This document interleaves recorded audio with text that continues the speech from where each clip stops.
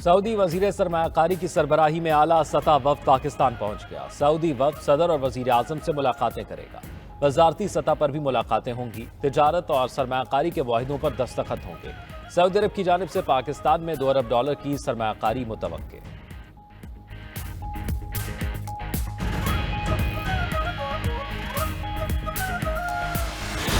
PTI वफ्द की मौलाना फजल रहमान से उनकी रिहाइशगाह पर मुलाकात। जमीयत उलमा इस्लाम के मुजव्वज़ा आईनी तरमीमी मुसव्वदे पर गुफ्तगू। तहरीक इंसाफ की कानूनी टीम अपनी सिफारिशात भी देगी। फवाद हसन फवाद की भी मौलाना फजल रहमान से मुलाकात। आईनी तरामीम पर मुशावरत।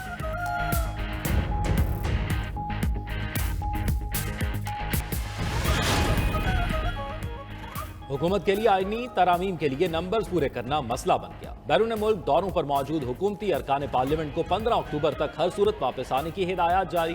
जरा के मुताबिक इस वक्त 10 से 15 हुकूमती अरकान कौमी असम्बली और सेनेट मुल्क से बाहर हैं। डॉक्टर तारिक फजल चौधरी और पीपल्स पार्टी के सैयद खुर्शीद शाह भी इनमें शामिल। सेनेटर्स में पीपल्स पार्टी के राना महमूद अल हसन, बीएपी के दनेश कुमार बैरून मुल्क में हैं। सेनेटर अब्दुल कादिर भी बैरून मुल्क दौरे पर गए हुए हैं। पीटीआई के एमएनए रियाज फतेहाना और सेनेटर फैसल सलीम भी मुल्क से बाहर हैं।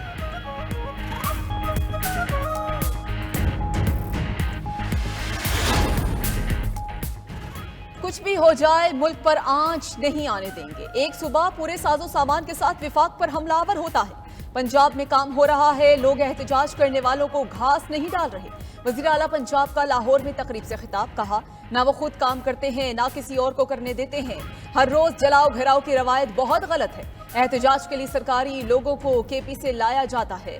सियासी स्मोक नजर नहीं आती लेकिन मुल्क तबाह कर देती है। मजीद कहा कि पंजाब में 1 माह बाद इलेक्ट्रिक बसेस का फ्लीट आ रहा है। भारत से फिजा के जरिए यहां आती है। भारत के साथ क्लाइमेट डिप्लोमेसी होना चाहिए।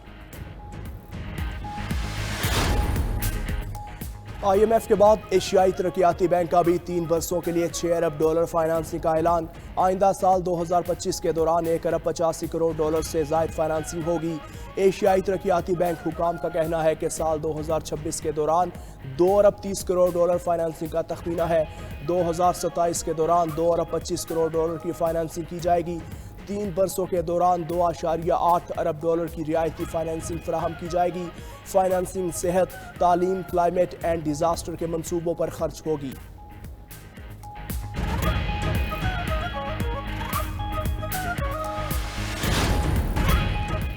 हुकूमत का मुल्क के तवाराई शोबे की इस्लाहात के लिए बड़ा इकदाम। बिजली की पैदावार और खरीदारी के लिए इंडिपेंडेंट मिलिट्री प्लेयर मार्केट बनाने की मंजूरी दे दी गई। वजीर आजम ने बिजली शोबे में चोरी और नुकसानात को कम करने के लिए इक़दाम तेज करने की हिदायत कर दी।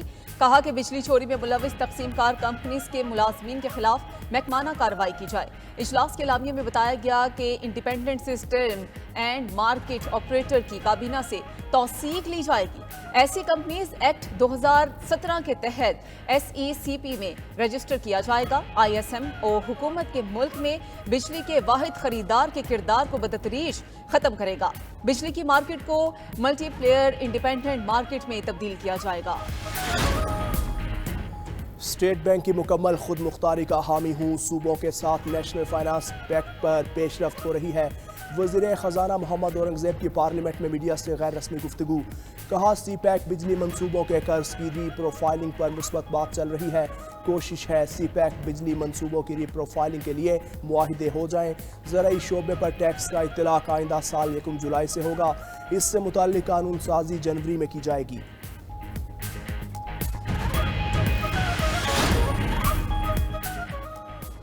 पाकिस्तान में बहुत से काम बगैर आईनो कानून के ही हो जाते हैं। जब सुप्रीम कोर्ट में अजीबो गरीब चीजें हो रही होती हैं उस वक्त कोई एतराज नहीं करता। चीफ जस्टिस काजी फाइज ईसा के डैम फंड से मुतल्लिक केस में रिमार्क्स दौरान समाअत एडिशनल ऑडिटर जनरल ने कहा, सुप्रीम कोर्ट डैम फंड की रकम अपने पास नहीं रख सकती। साबिक अटॉर्नी जनरल ने कहा, डैम फंड को हुकूमत के इस्तेमाल के बजाय डैम के लिए ही इस्तेमाल होना चाहिए। चीफ जस्टिस ने कहा, हम नजरसानी नहीं सुन रहे, ना ही अदालती हुक्मनामे की तरफ जाएंगे।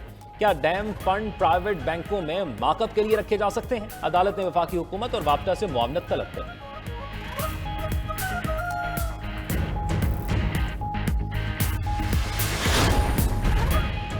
सुप्रीम कोर्ट के मुनाल रेस्टोरेंट गिराने के फैसले के बावजूद स्टे देने पर हाईकोर्ट का एक्शन। इस्लामाबाद हाईकोर्ट ने स्टे देने वाले सीनियर सिविल जज इनामुल्लाह को मुअत्तल कर दिया।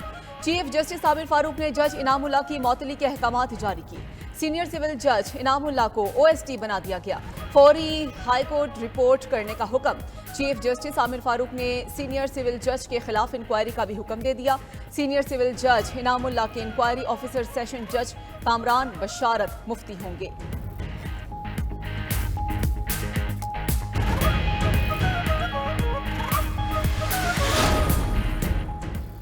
अडियाला जेल में बानी PTI से वकला की मुलाकात न कराने पर तौहीन अदालत की समात। इस्लामाबाद हाई कोर्ट ने सेक्रेटरी दाखिला और सुपरिटेंडेंट अडियाला जेल को नोटिस जारी कर दिया। जस्टिस समन रिफत इम्तियाज ने कहा, इस केस में अदालती ऑर्डर की कोई खिलाफ वर्जी नहीं की गई। इनके ख्याल में तौहीन अदालत की दरख्वास्त नहीं बनती। वो मुतमईन नहीं लेकिन नोटिस जारी कर देती हैं। तब तक वकील दीगर पहलुओं पर गौर कर लें। समात कल तक मुलतवी। दूसरी तरफ इस्लामाबाद एहतजाज पर गिरफ्तार तहरीक इंसाफ के कारकुनान को अडियाला जेल से दीगर जेलों में मुंतकिली का फैसला कर लिया गया।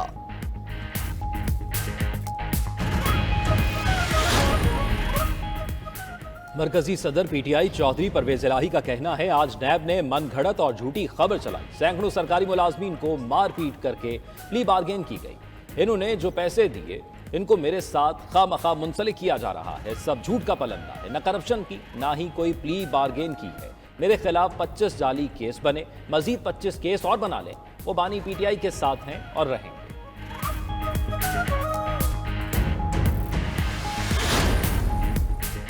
महकमा पाशी सिंध में 6 अरब 27 करोड़ के प्रोजेक्ट में गफले। 92 न्यूज के प्रोग्राम खबर क्या है में स्टोरी नशर होने के बाद मुतल्लिका अफसरान जाग गए। हाजीपुर बंद पर स्टोर पेजिंग के नाम पर किए गए फ्रॉड को छुपाने की कोशिश। स्टोरी नशर होने के बाद अफसरान ने हाजीपुर बंद पर काम शुरू कर दिया। ज़राए ने इंकशाफ किया है कि अफसरान ने प्रोजेक्ट से 5 अरब रुपए से एक वजीर के बेटे की शादी में खर्च किए। MBC कंपनी एक वजीर के फ्रंटमैन की है जिसने शादी का खर्चा इस प्रोजेक्ट से निकाला। MBC कंपनी को मजीद अरबों रुपए दिए गए जिसने काम करने के बजाय रकम की बंदर बांट कर दी।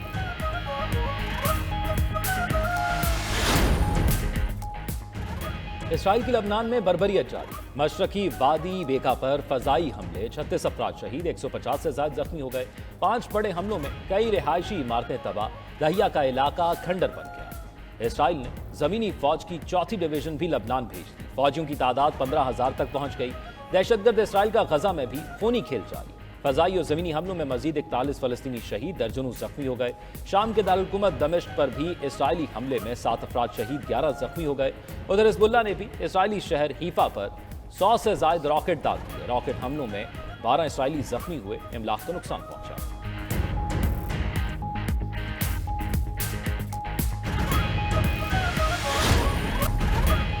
ईरान के अरकान पार्लियामेंट ने हुकूमत से जोहरी बम बनाने का मुतालबा कर दिया।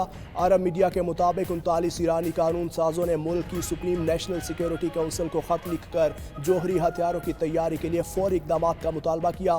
खत में मौक़िफ़ इख्तियार किया गया है कि खित्ते में इसराइल की जानिब से खतरात बढ़ रहे हैं। ईरान को अपने दिफाई नजरिए का सर-ए-नौ जायजा लेने की ज़रूरत है।